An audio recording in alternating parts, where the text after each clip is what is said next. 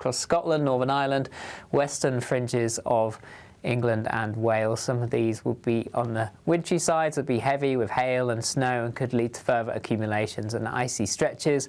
Temperatures struggling to rise much above freezing, leading to another very cold night into Monday morning. So another frosty start, icy stretches, warnings remain in place.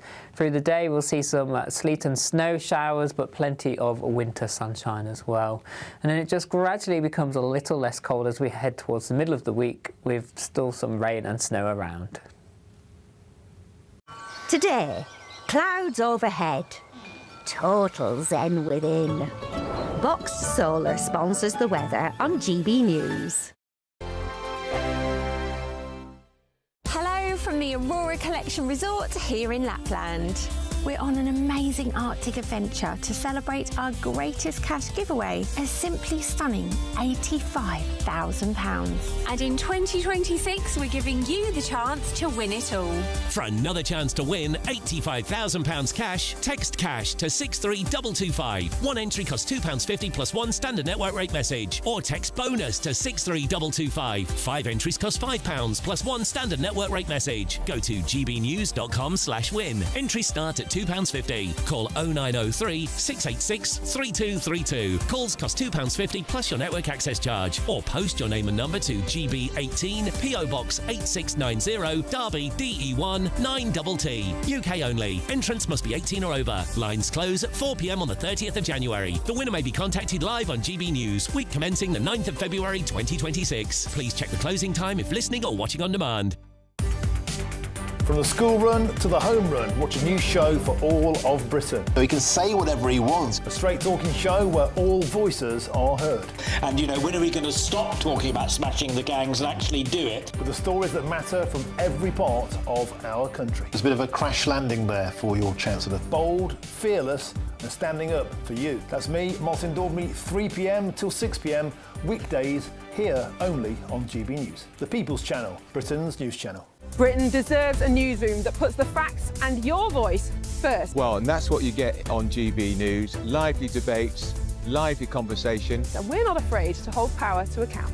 And each other. So join me, Andrew Pearce. And me, Miriam Cates, for Britain's Newsroom, weekdays from 9:30 on GB News. Exciting news. Every Friday, my Patrick Christie's Tonight Show is going to have a twist to it.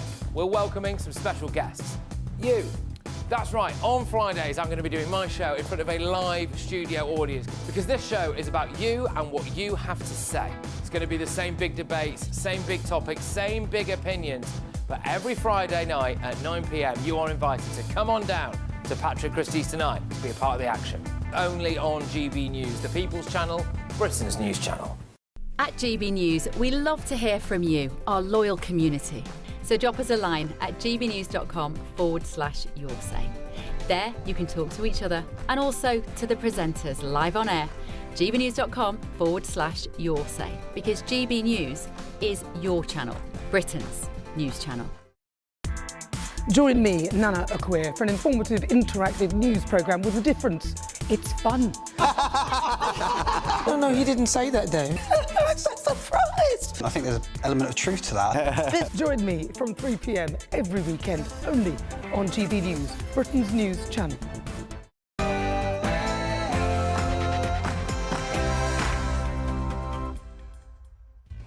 It's Saturday night, everybody, and this is the Saturday 5, the UK's biggest Saturday night TV show. I'm Dr. Renee, alongside Will Kingston, Trey Lowe, Cressida Wetton and Kai Wilshaw. Tonight on the show, we will be answering your Venezuelan-flavoured questions in Ask the Five. We certainly will. We'll be digging into whether the government should help parents fight Britain's screendemic. My triggered tantrum involves a gender-fluid dog. Of course it does. Mine includes orange juice. And mine's a bit different. Mine's an extraordinary confrontation from this week between Andrew Gold, the podcaster, and one of the darkest forces on the far right. What, Will? Even more far right. It's 8 p.m, guys, and this is the Saturday 5 Extra.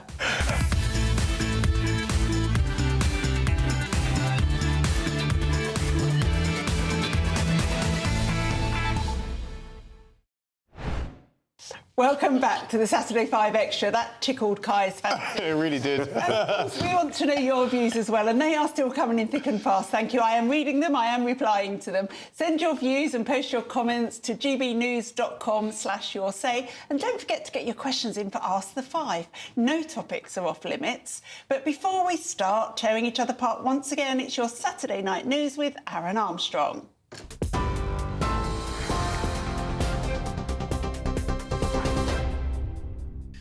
Thank you very much. Good evening to you. 8:15 here in the GB newsroom. Our headlines. Donald Trump says the US will run Venezuela until such time as a proper and judicious transition can take place. He posted this image of the country's president, Nicolas Maduro, in custody on board a US Navy vessel and confirmed that Maduro and his wife, Cecilia Flores, are heading to New York to face criminal drugs and weapons charges. They were captured by US forces and taken out of the country after large-scale strikes on Caracas. President Trump has accused Maduro of heading a terrorist drug cartel. The Venezuelan president was last seen yesterday meeting China's special envoy. President Trump also said that Washington will be strongly involved in Venezuela's oil industry in the future. We are going to run the country until such time as we can do a safe, proper, and judicious transition. And it has to be judicious because that's what we're all about. We're going to have our very large United States oil companies, the biggest anywhere in the world, go in, spend billions of dollars, fix the badly broken infrastructure, the oil infrastructure, and start making money for the country. And we are ready to stage a second and much larger attack if we need to do so. Well, Venezuela's Vice President Delcy Rodriguez has reacted to Donald Trump's address. She says the government is ready to defend the country. That's after Mr. Trump said he would run it. A state of emergency has been declared there, and supporters have held demonstrations in support of Nicolas Maduro in Caracas. Neighbouring Colombia, its president Gustavo Petro's deployed armed forces to the Venezuelan border amid concern over an influx of refugees. And Venezuelan expats in Chile have been celebrating on the streets of Santiago, celebrating the downfall of President Maduro. Although Russia has described the US action as deeply concerning, the EU has also reacted, calling for restraint. It says it's repeatedly stated Maduro lacks legitimacy, but international law must be upheld. And the UN Secretary General Antonio Guterres says he considers the US intervention a dangerous precedent. Swiss prosecutors have placed 2 managers of the bar where a blaze killed at least 40 people in Switzerland on New Year's Day under criminal investigation. They are suspected of having committed homicide, arson and causing bodily harm by negligence. The blaze at the Constellation Bar in Crans, Montana injured a further 119 people. And the first 4 victims have been identified, 2 16-year-olds, a girl and a boy, along with 2 other people aged 18 and 21, all of whom were Swiss. Investigations into the fire continue. A murderer is among 2 prisoners who remain at large after absconding from prison on New Year's Day. Matthew Armstrong on the left and Daniel Washbourne are understood to have left HMP Leyhill in South Gloucestershire on Thursday evening. The pair, it's understood, have links to various parts of the country. Police want to hear from anyone who has information about their whereabouts. Search and rescue teams have continued to look for a 3rd person after 2 bodies were recovered from the sea off the East Yorkshire coast. A 67-year-old man died at the scene in Withersea yesterday afternoon. A 2nd body was recovered last night. It's understood they were trying to help a teenage girl who was washed away. Police say the circumstances are not believed to be suspicious. Britain looks set to shiver through the first week of the new year with snow covering large parts of the country. The Met Office has predicted up to 40 centimetres in Scotland and 5 centimetres in England and Wales. Yellow weather warnings in place across many parts, including Wales and Northern Ireland, until Monday. Travel delays, cancellations and disruption on the roads are expected. Those are your headlines. I'll be back with more at 9. Tune in to GB News Radio wherever you are. Online, on DAB digital radio, on TuneIn, on Radio Player, on Nation Player and on your smart speaker. Just say, play GB News.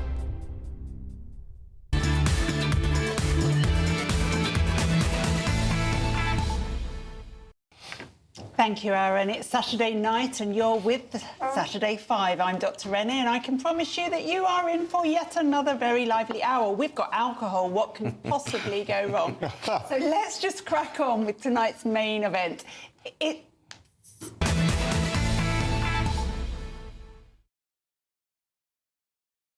We're like really dodgy boxing promoters. We've actually promoted about 4 main events over the last 3 hours. Everything is the main event, Will. I think each of us, as we present, we always say, this is my favourite part of the show. For every bit. Oh, it's been an interesting day because we're used to the pattern of the show and it's been completely thrown out of the window. It's always when I'm presenting. But anyway, it's time for Ask the Five.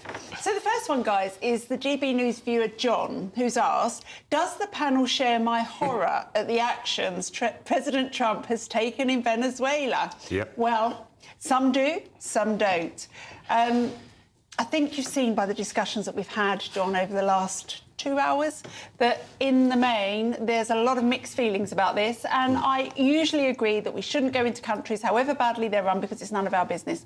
But I actually think this probably will be the best thing that the Venezuelan people have had happen to them in I just worry about the credibility of the FIFA Peace Prize. What on earth will happen to it? It'll have to be discontinued. I think there's only ever going to be one of those ever, and it wasn't going to happen. No, honestly, I do feel a bit sad by it. I think it is a bit horrific. You know, I genuinely was one of those people. I'm not one of these anti-Trump people, and I generally thought it would come and it would be peace. I mean, hopefully, like Will says, Venezuela will be a smooth transition. It'll be okay. But if it's not, it's just sad that it's another war, more boots on the ground, which you talked about. But it's not a war, is it? Well, yeah, it's not a war. In fact, what would you say? Not yet. That's the thing. We don't know. Yeah, okay. We don't know that there's a flying spaghetti monster that may or may not be but that's just you're just being silly. Look, listen. Stop. If boots go on the ground and there is some sort of insurgency, we just don't know. Then it becomes a bit of a hot war. You potentially got dead American soldiers. If we get to it, but what would you say to all those Venezuelans we just saw in the news bulletin celebrating in the streets? I'll say the same thing I said to everyone in Libya that was celebrating, the same thing to everyone in Iraq that was celebrating. Be careful what you wish for, because it may not end up what you'd want Quite it an interesting to. And we've seen it before. To speak to those cultures and tell them that you know best? I am married to someone from that same culture, so I get it. You guys, look, listen, I married someone who I get it. A country is never the same after invasion. Lots of countries like that. I am hoping it's an invasion when you send in helicopters in the night time. What would you call it? No, it's a specific targeted operation, isn't it? Yeah, but they've also said they'll run Venezuela and basically been annexed. For now, can I make one point, right, which we haven't really got to? And it speaks to what Alex was saying earlier. He was speaking about, you know, the two camps, realism versus solidarism, and how countries need to essentially assert their own will and just make decisions based on their own national interest. And I sort of agree. I think that's the era we're living in. But Britain needs to remember that, because I think some elements on the British right, and there was an interesting article in The Critic about this by Chris Bayliss, saying the British right must resist Americanization. This idea that just agreeing with everything that Trump does and everything that Elon Musk does and being pulled into American politics. I think we're in the next few years, we need to really make sure that we don't fall into that trap. As opposed to being pulled into, European politics. I mean, what if they just happen to be optimistic about what's happened today? Because I'm sort of with you. I think, I mean, I don't know. I wouldn't claim that I know what's going to happen, but I feel like this could be fantastic. The people look so happy in Venezuela. I don't know. You're looking at me like that. I'm usually the naive one. I've got a list here, right? 1954, Guatemala, CIA coup, civil war. That was the end of it. 1965, Dominican Republic, direct intervention by the US, authoritarian government after that. 1973, Chile, Allende. We know what happened. Coup, Pinochet. 1980, Nicaragua. It goes on and on and on. Stop. The idea that's going to be different this time is for the birds, Will. You know that in your heart of hearts. No, I think with my head, not my heart.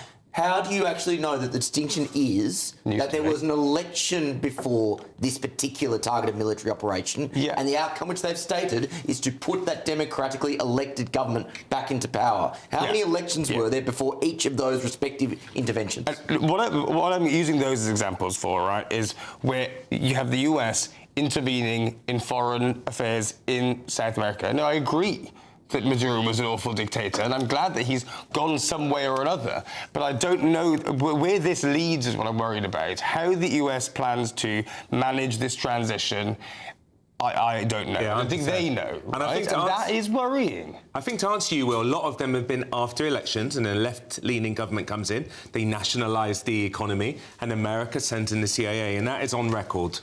Venezuela was, let's not be silly about this, one of the most prosperous countries in South America. They had a standard of living that everybody enjoyed. They then got taken over by these commies, and they destroyed it. Yeah.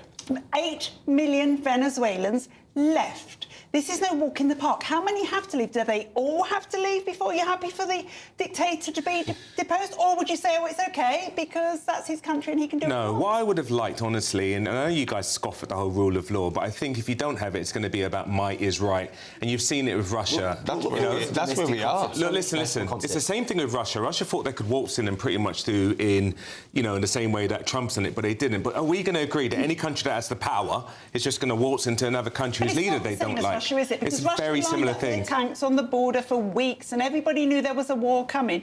This is over without anyone dying. It's been going on for and weeks. They've taken out, yes, but so we knew a war was coming. Gone in. Well, it isn't a war. No, but do you guys honestly think it's a good precedent? Honestly, what's happening? I understand why you're uncomfortable. I don't think it's great. It's not great, is it? But we don't know yet, and given what came before, it feels like this could be the start of something fantastic. Do you know what? I'm ready to hold It might be. Kai might be wrong. This might be the best intervention ever. Maybe that's how we run our government. Sorry? And I might be wrong. No. Stop trying to paint yourself into a different corner to me. Wait.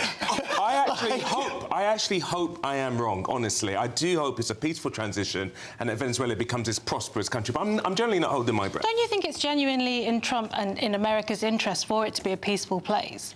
Not necessarily. We saw it with Iran with the Shah. If there was a dictator that came into power, and as long as America's business interests are met, I don't know if they care that much about the people. That's honest, but I hope I'm wrong.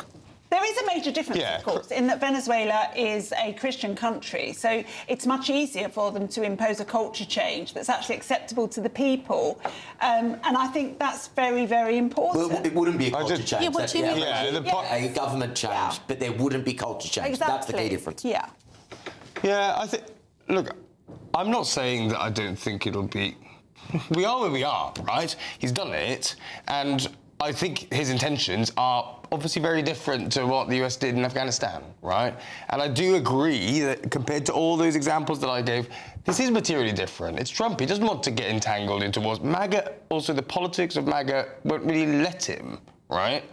But I'm just not particularly hopeful about the delivery because we know how difficult it is, whether you try your hardest, how difficult it's going to be for them to manage an orderly transition. There's all sorts of forces at play. We've talked tonight on this show about the interest that China and Russia have and Iran. They still have those interests. Just because this has happened in a country of millions and millions of people, in millions and millions of square miles, right? They still have those interests, and Trump has now unleashed something that's going to move very quickly and that we can't predict. And so, yes, I think it's going to be more difficult. It's not going to be just like, oh, a quick transition of power, everybody happy, democratic country, lovely. No, there's millions and millions of barrels of oil at stake. That's a reasonable point. We don't know. That is reasonable. But what is the circumstance in which it would be worse than having a military dictator suppressing their people? Let's think about worse. I think that's the silver lining. Thank God that he's been deposed, right? But there's all sorts of military dictators across the world who we do business with because that's how the world works, right? I think what we've seen today has been quite interesting from Starmer, and I'm going to read his comment again because I think it's relevant, and the way that he's kind of changed what he's been saying across the day, as you rightly point out, with the other leaders. But just before they do that, I wanted to read to you, Trey. Scarlett Evans has said that you are right. A country is never the same after it's been invaded. Just look at Brits, for goodness sake. So, and on that note, I will remind you of what our Prime Minister, the great Keir Starmer, has said. The UK has supported a transition of power in Venezuela. We regarded Maduro as an illegitimate president, and we shed no tears about the end of his regime. I reiterated my support for international law this morning. The UK government will discuss the evolving situation with our US counterparts when they talk to them about it in the days ahead, as we seek a safe and peaceful transition to a legitimate government that reflects the will of the Venezuelan people. So that sounds to me now like tacit support for what Trump has done. With a slight hedge around that international law point. Can I read my favourite leader's response? Of course. This was Pierre Poilievre, who was brilliant. Unfortunately, due to a series of circumstances, he got pipped by what's his name in Carney in Canada. What a shame democracy comes at you fast, huh, Will? No, fair point. Congratulations to President Trump on successfully arresting narco-terrorist and socialist dictator Nicolas Maduro, who should live out his days in prison. The legitimate winner of the most recent Venezuelan elections should take office. Yada, yada, yada. Down with socialism. Long live freedom. That's how it's done. Yeah, well done. Anyway, guys, coming up, just how much is the screendemic impacting our children? And this is something I feel very strongly about. Is it time that the government stepped in to help parents? That's our next interview. See you after the break.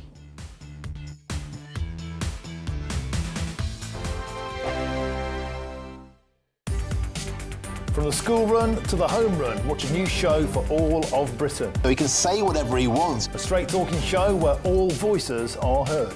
And, you know, when are we going to stop talking about smashing the gangs and actually do it? With the stories that matter from every part of our country. There's a bit of a crash landing there for your Chancellor. Bold, fearless and standing up for you. That's me, Martin Daubney, 3 p.m. till 6 p.m. weekdays, here only on GB News. The People's Channel, Britain's news channel.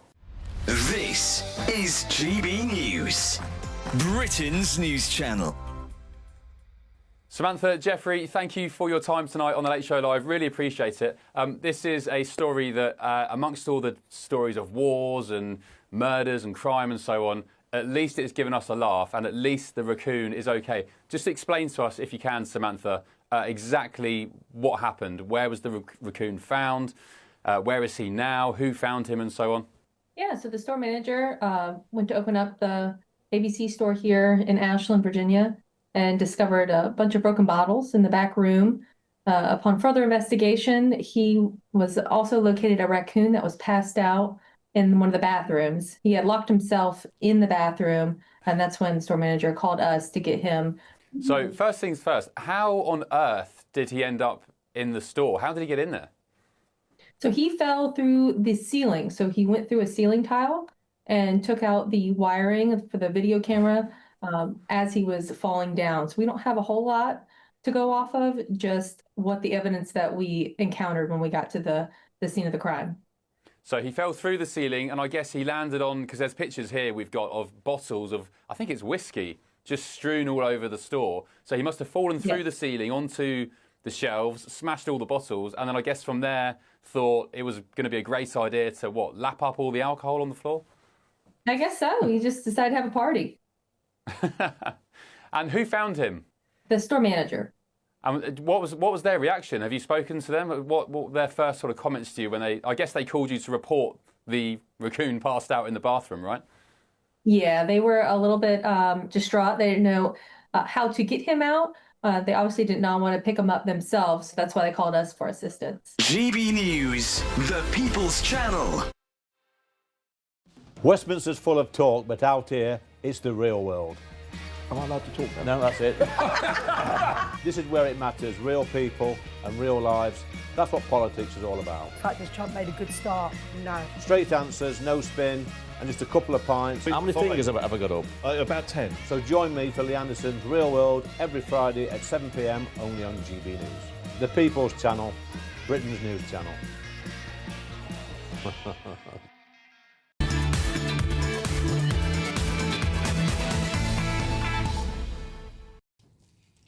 Welcome back to the Saturday 5, everybody. Please do continue to get in touch with us at gbnews.com/yoursay and get your questions in for Ask the Five. Thank you for your messages so far. Most of them tonight have been on Venezuela, I have to tell you. Shall we? So, for example, hang on one sec, there is one from...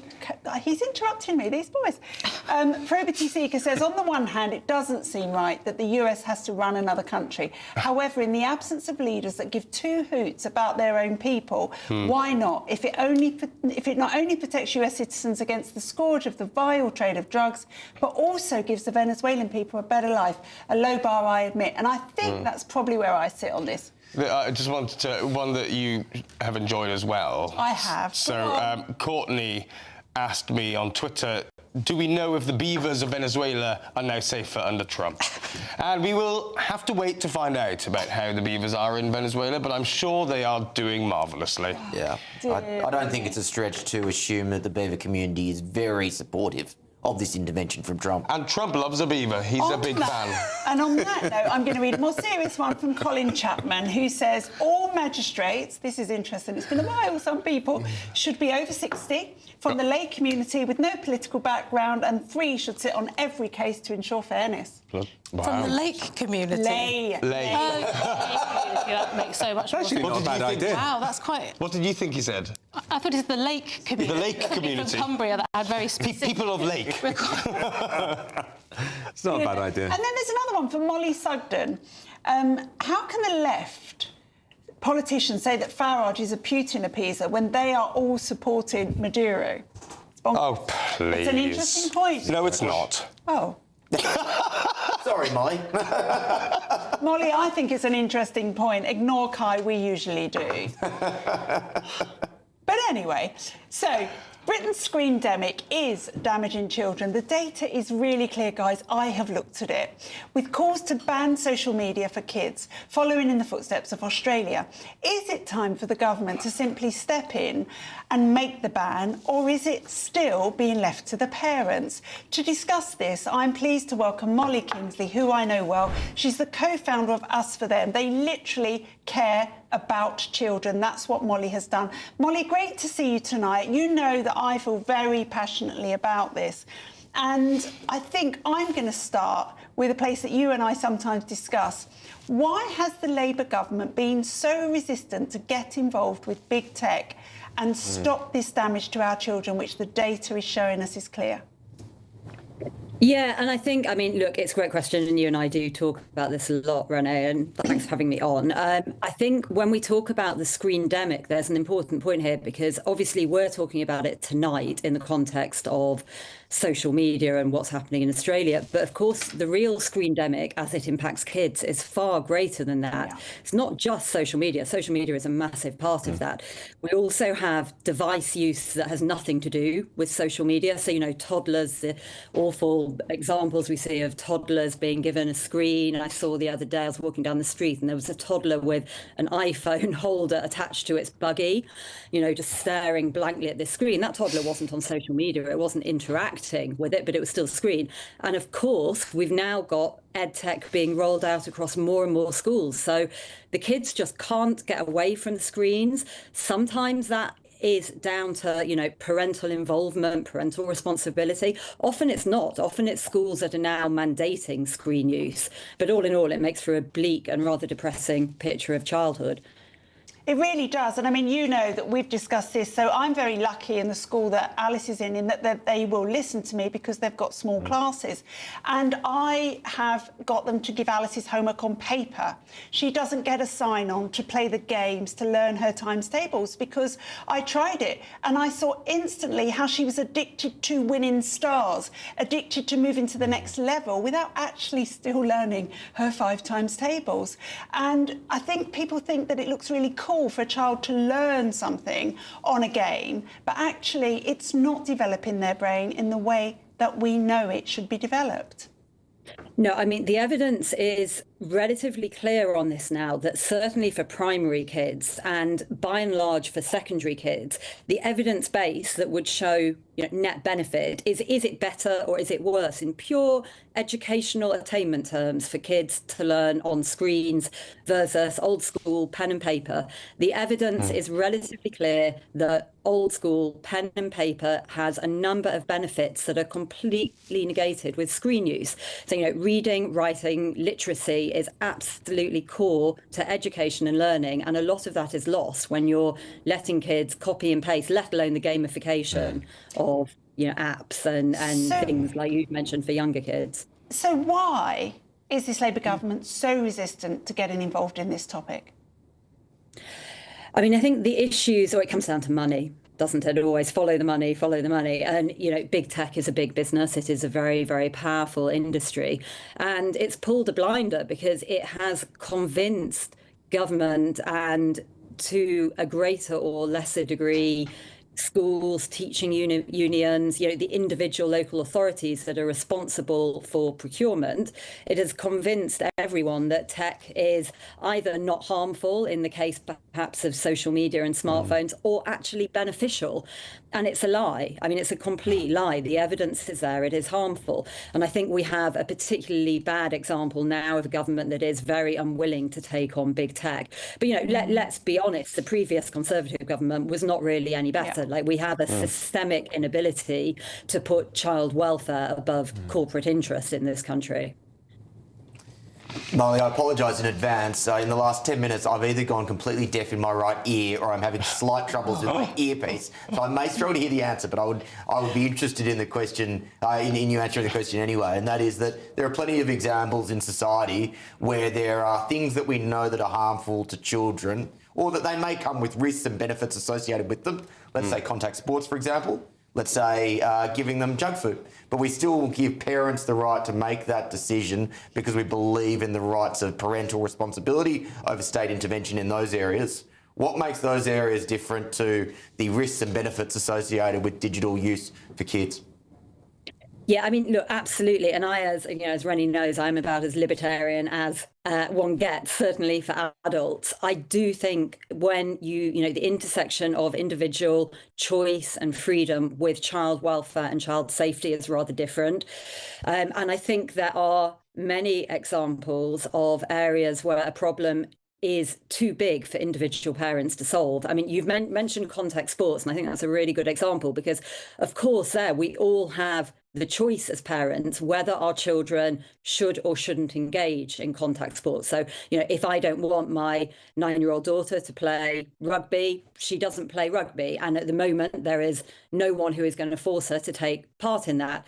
But phones are rather different. I mean, certainly smartphones. And I think that, you do have a distinction with phones versus EdTech. So at the moment with EdTech, it is literally mandated by schools and there is no legal right for parents to opt out. So there is no choice. And actually, one of the things that we're doing, it's our Safe Screens campaign, is seeking that legal right so that parents can, exactly as you have articulated, be given the choice to opt out.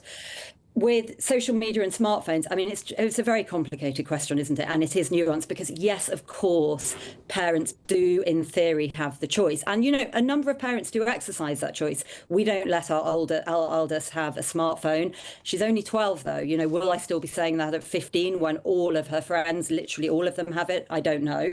But the basic problem is that when every other kid in the class is given one of these devices, it becomes almost impossible for your child not to be, however much in theory it might be possible.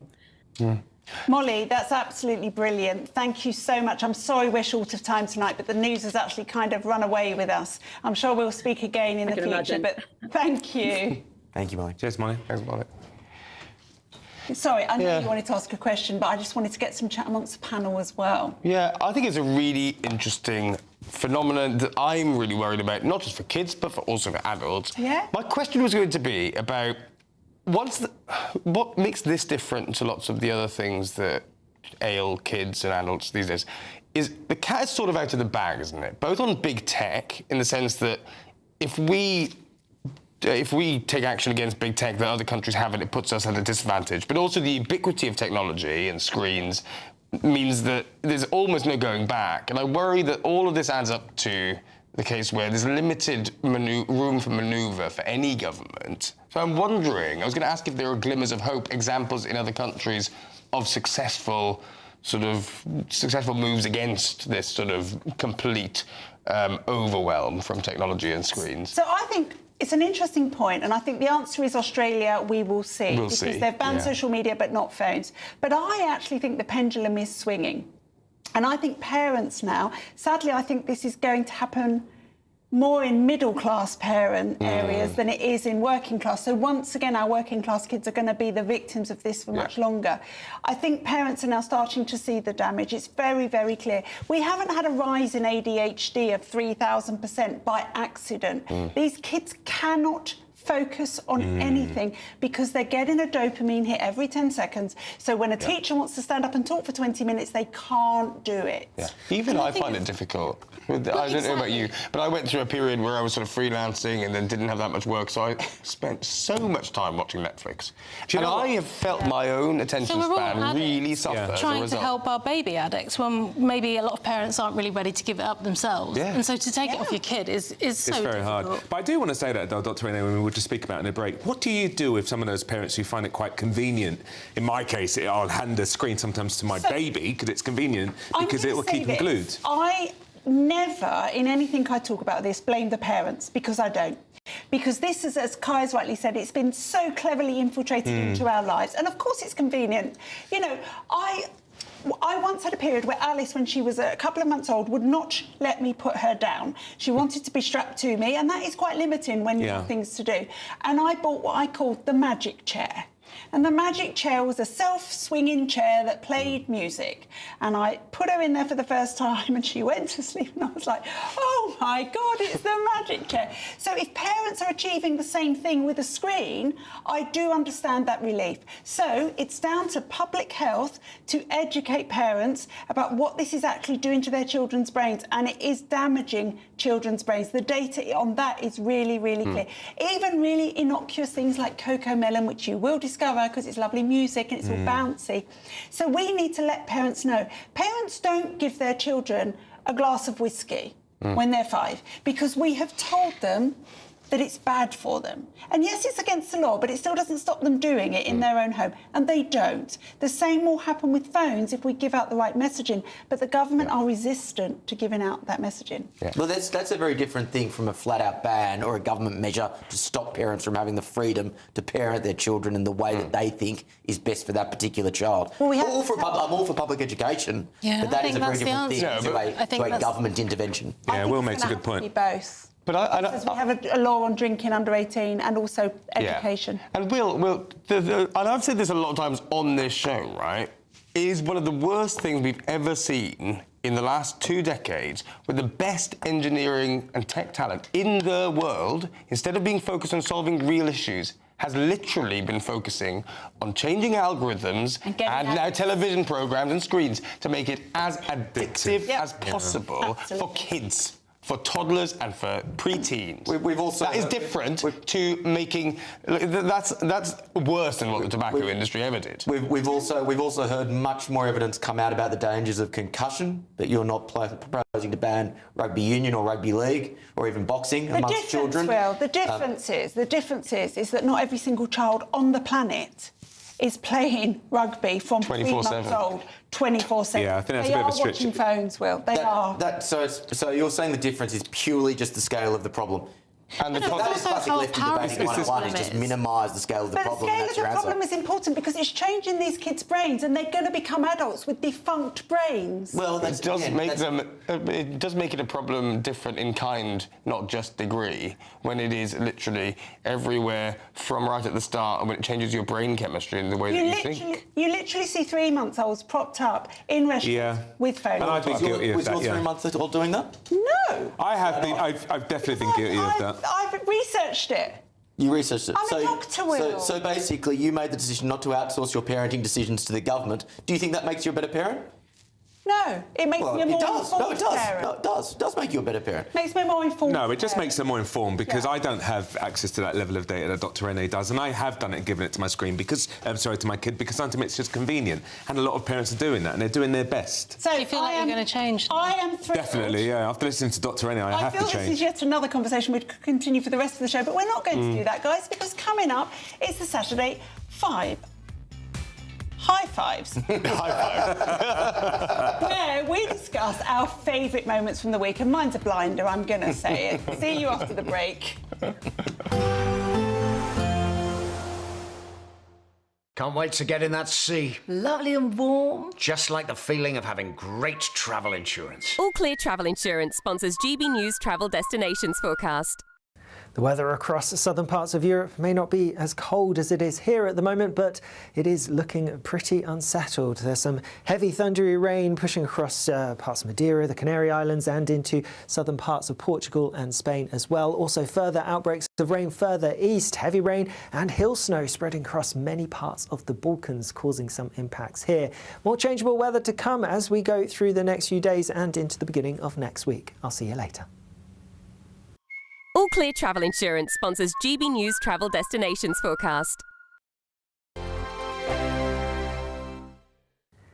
Hello, good evening. Welcome to your latest GB News weather. Some of us have seen some lovely crisp winter sunshine today, others heavy snow showers, and it will turn very cold tonight and icy, a northerly wind across us, the air coming all the way down from the Arctic, so everyone's noticing that chill. It will stay with us for another few days at least.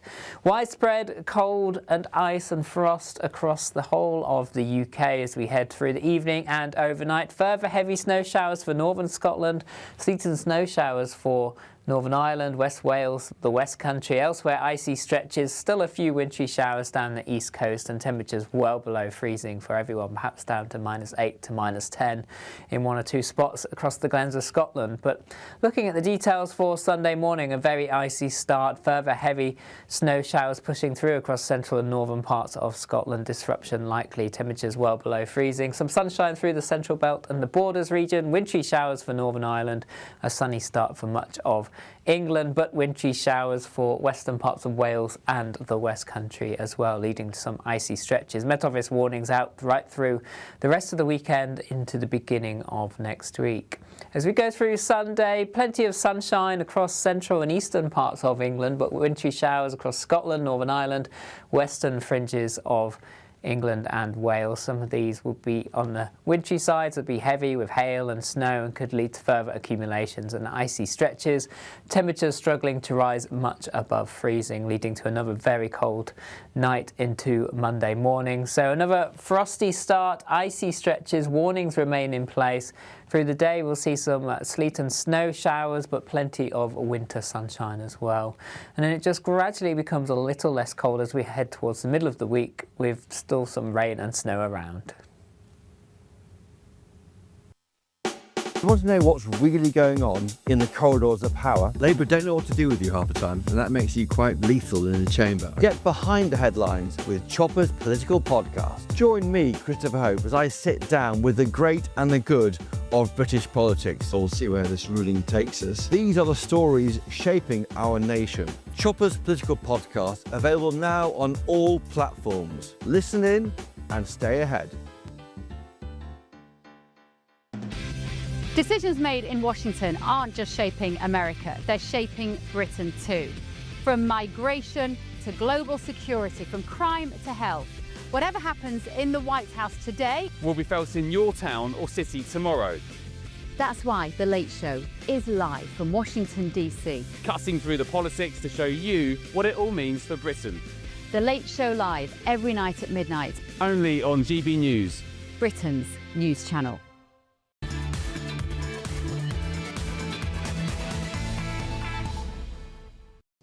Welcome back to Parenting 101, guys. Day 5. That's what we've done in the break with Trey, who's got a little one. We've been looking over the emails that you've been sending through as well. And Ruthie says, my 4-year-old grandson was given a laptop and the use of an iPhone. I banned the electronic devices at the dinner table 100%. They need to talk to you at the dinner table. That's what the dinner table is for. Agreed. Dan says, banning social media for kids will never work. They'll find a way around any measures put in place. I don't agree. And if you have that defeatist attitude, we are going to destroy all of our kids and we need to accept it. But anyway, it's now time for High Five, where we discuss good news stories, our favourite moments from the past week. Will, what have you got? Nice little initiative from Thomas Skinner that I saw on social media this morning.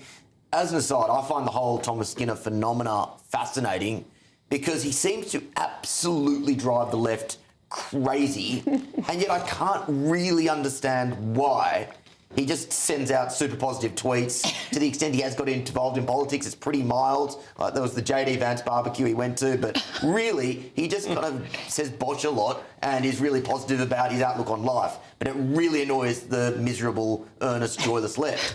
Another nice initiative I've seen from him, he's starting a walking club. Anyone can go along. There are the details in support of men's mental health. He thinks it's important that men should be talking about their emotions more. This is a nice way to do it, getting out fresh air, a bit of exercise, available for everyone. Good on Thomas Skinner. You love talking about the miserable left, Will, but had we not been gazumped by Trump's Venezuela, your main debate today was going to be criticising a fireworks show. So don't you think that's a bit bar humbug? Criticising Sadiq Khan, I agree. Criticising a fireworks show. Arguably the most joyless, miserable lefty of them all. I think there are quite a few joyless, miserable people on the right too, I have to think say. there are everywhere. But on that note, my story is not joyless at all.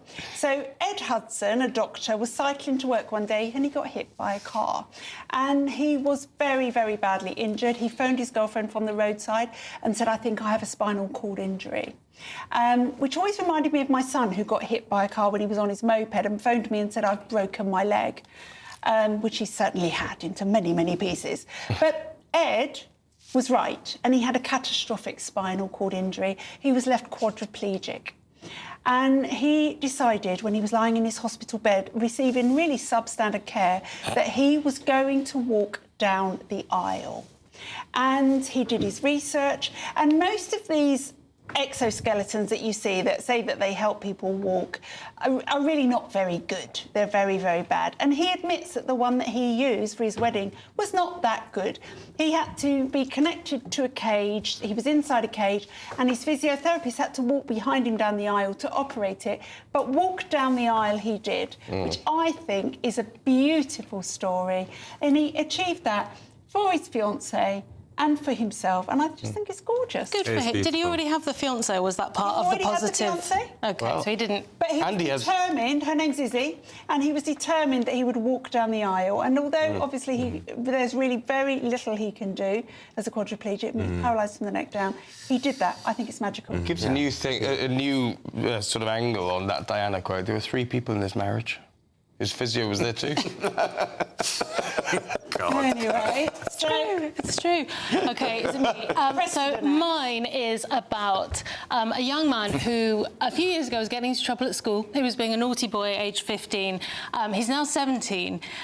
His name is Divine Ekbekeen, and he's now just won a British heavyweight belt in Muay Thai boxing because there was an intervention by the Greater Manchester Violence Reduction Unit. So they're a sort of a scheme that tries to get people to mend the error of their ways. And once he got into Thai boxing, this has been the making of him, and he's now been invited to go out to Thailand and to help other men. So he's now in this positive cycle, right? So like Thomas Skinner, he's advising younger people. I think that is so positive. I think the martial arts and boxing bring to young boys, especially when they're a bit lost, discipline, purpose and meaning. Well, that's what they need, isn't it? And I mean, I'm not saying they shouldn't talk about their feelings on a walk, fair enough, but a bit of Thai boxing, to me, that I think that's right, you're right. I think young men helping do need that. Men. And I think even to answer Will's point, I have got nothing wrong with Thomas Skinner. I think it's quite a wholesome image he puts out of a family man, cares about family, he works hard. I just think he's got a couple of followers that have said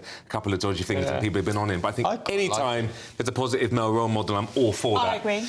But anyway, mine is about the 1,157 people that actually got a New Year's honour.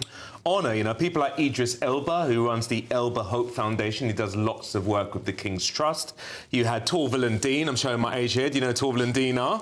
Who also got honoured as well. The Lionesses as well. Paula Radcliffe. I think it's absolutely brilliant, and I know some people disagree, but it's brilliant that we have a system that actually honours people and their contribution to society, effectively, whatever their field may be, whether it's sports, whether it's music, whether it's politics, wherever it might be. And I'm interested to think, you guys, what do you think about the honour system, and would you love to receive an honour? I think it's a complete sham. It should be scrapped.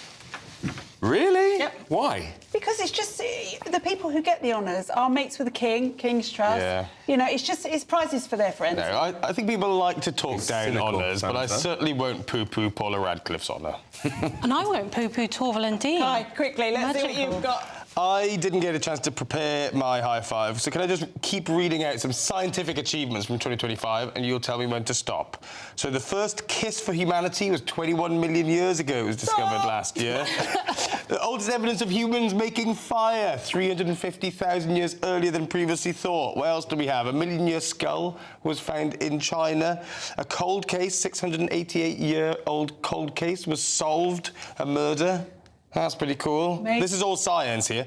Pregnancy test that provides a result thousands of years after conception may also seem a little slow, but that's possible now. Sorry. What? Can a mouse... And what about the woolly mouse? The woolly mammoth mouse? I suppose you could find a corpse. Do you remember that that one? had been pregnant. I don't know why you'd want to do that. I was about to say, yeah, like in terms of... Like, there's loads more. There's loads more. Courtesy of the Times. Well, what a time to be alive. Thank you, Guy. My goodness, I don't know what to say. So coming up, we're going to end on that from Kai.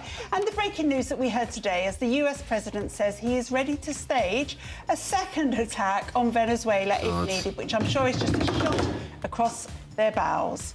See you after the break.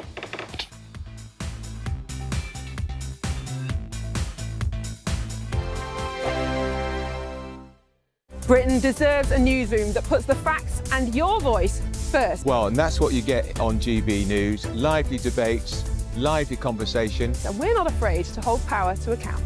And each other. So join me, Andrew Pierce. And me, Miriam Cates, for Britain's Newsroom, weekdays from 9:30 on GB News.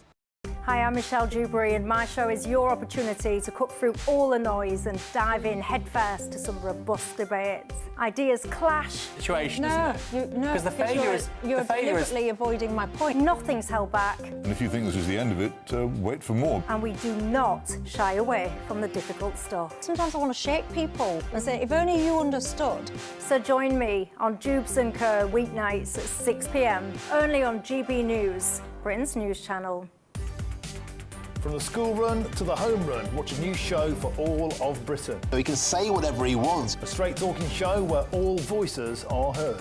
And, you know, when are we going to stop talking about smashing the gangs and actually do it? With the stories that matter from every part of our country. There's a bit of a crash landing there for your Chancellor. Bold, fearless and standing up for you. That's me, Martin Daubney, 3 p.m. till 6 p.m, weekdays, here only on GB News. The People's Channel, Britain's news channel. Westminster's full of talk, but out here, it's the real world. Am I allowed to talk now? No, that's it. This is where it matters, real people and real lives. That's what politics is all about. The fact that Trump made a good start, no. Straight answers, no spin, and just a couple of pints. How many fingers have I ever got up? About 10. So join me for Lee Anderson's Real World every Friday at 7 p.m, only on GB News. The People's Channel, Britain's news channel. You want to know what's really going on in the corridors of power? Labour don't know what to do with you half the time, and that makes you quite lethal in the chamber. Get behind the headlines with Chopper's Political Podcast. Join me, Christopher Hope, as I sit down with the great and the good of British politics. We'll see where this ruling takes us. These are the stories shaping our nation. Chopper's Political Podcast, available now on all platforms. Listen in and stay ahead. Join me, Nana Akua, for an informative, interactive news programme with a difference. It's fun. No, he didn't say that, Dave.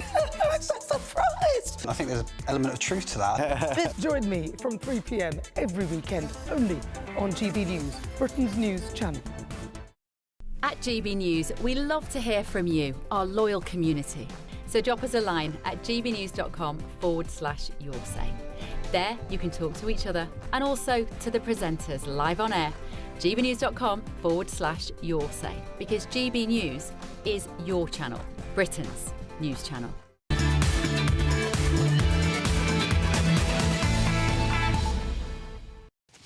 Welcome back to the Saturday 5, everybody. It has been an amazing show, but I have still been looking over your emails and you have been sending them by the thousands.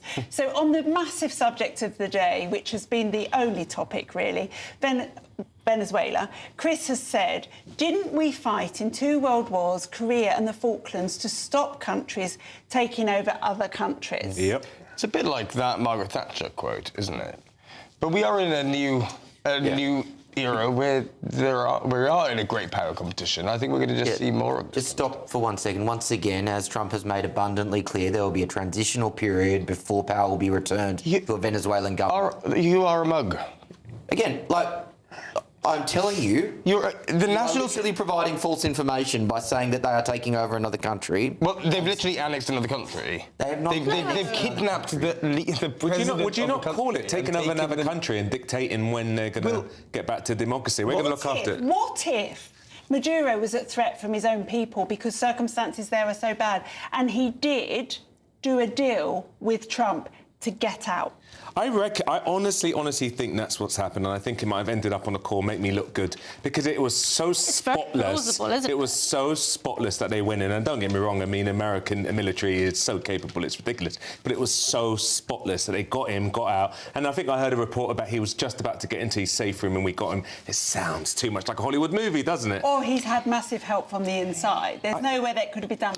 Who's had help? Yeah. Maduro or Trump? Trump, yeah. Yeah, Well, someone's turned against Maduro, yeah. Totally possible, isn't it? I That think it's the an only other inside people job. that could have carried this off in this way is the Israelis. Yeah, true. But I think they actually trumped the Israeli on this, in this if you believe it happened as it did. It was so surgical that it's almost impossible for that to happen. Can I just, Will, you cannot call it disinformation when he has literally said, we will run Venezuela until we can arrange an orderly transition when they have kidnapped the leader of that country. How can you entertain the notion in your whatever form of words that you've decided that this is not that he's not invaded a country? Well, A, because the leader has... Well, they've now left the country. He was kidnapped. He was kidnapped. Invasion then implies you're permanently going to actually stay in that country and own it and run it, whereas this is a temporary measure before Venezuela has sovereignty, and then they have a democratically elected government as opposed to a dictator in charge. Like Putin's temporary invasion. I think you could call it an invasion. They invaded their sovereign space. They grabbed their president, kidnapped their president, and took him to another place. Come on. He wasn't their president. He wasn't democratically elected. He was a dictator. He said the same thing about Biden when we won that election. It's just a point of view. I think that's ridiculous. No, but what I'm saying, guys, it's a fact. But guys, you can't tell me that it's okay for one country to go in and kidnap another country's president and call it okay. He's not their president. Are you not listening? He was their president because there's lots of other so-called dictators in the world. I mean, where do you draw the line? Where do you draw the line? If someone came in and took Keir Starmer, you'd be okay with that. Probably you would be okay. I would be okay with it. But anyway, guys, thank you all so much. It has been the liveliest show off air and on air. It's been a difficult show. Thank you to our guests. Thank you to our lovely audience for joining in the fun tonight. And boy, did you join in. I have never seen so many messages coming through. But now the lovely Alex Armstrong has an amazing show for you. Thanks, guys. Yes, 2026 is off to a fiery start. Who could have predicted in just a few days that we are possibly seeing the end of the terrorist Iranian regime, as well as President Maduro being removed from office by Donald Trump? We're going to be digging into all of it. The Prime Minister of the United Kingdom, Sir Keir Starmer, has been making comments about this. What do you make of them? That is next here on GB News for Alex Armstrong tonight. See you in a tick.